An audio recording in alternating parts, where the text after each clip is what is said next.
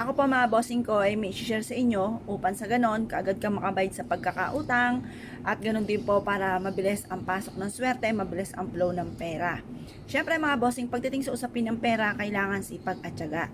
Kung ikaw po ay may pangarap na mansyon din dapat ang pagkayod. Huwag niyo po yung kakalimutan. Dahil kung mansyon ang pangarap po ninyo at ang kayod po ninyo ay gakubo, ay nako mga bossing, huwag ka nang umasa na magiging mansyon ang inyo pong tahanan o ang inyo pong pangarap. Kailangan, kung gaano karaming pangarap, ganoon din ang dami ng kayod mga bossing. Kasi may mga tao po dyan na paladaing mga bossing ko at yun nga po mga bossing ko ay kubagay, ang dami-daming pangarap pero ang kayod ay kakaunti lamang. Ngayon po mga bossing, basta lagi niyo po tatandaan kung maraming pangarap, marami rin po mga bossing ko ang pagkayod. Gagamitan po natin ito ng pampaswerte mga bossing ko sa pamamagitan ng 1,000 pesos. Or kaya po mga bossing, gamitan nyo po ito ng pera na hindi nyo talaga magagastos. Dahil gagamit lang po tayo ng pang-attract ng swerte, lalo na sa pera.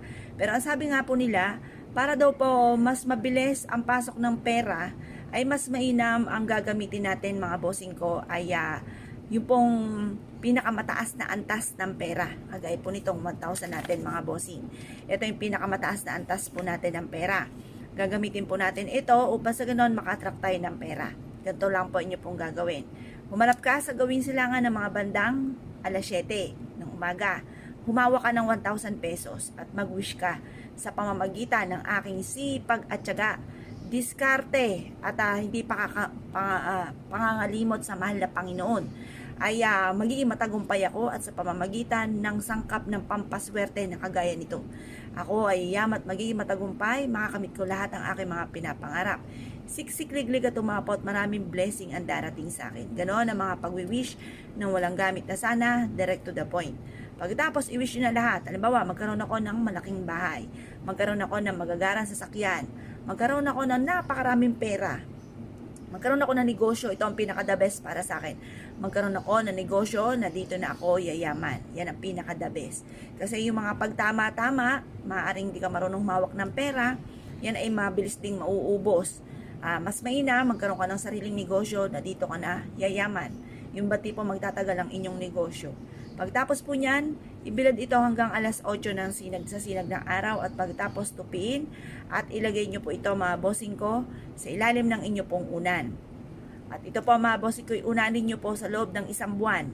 Ewan ko na lamang kung hindi po. Napakaraming blessing ang dumating sa inyo. Basta sipag at tiyaga, huwag kakalimutan ha. Ito po ay maraming patutunan na sila po ay sinuwerte sa pamamagitan ng mga iba't ibang mga pampaswerte na ginagawa dahil ang pampaswerte ay isa sa mga sangka para tayo ay maging positibo sa buhay. Gagawa ka ng ganito dahil ikaw ay umaasa at alam mo na ikaw po ay suswertein.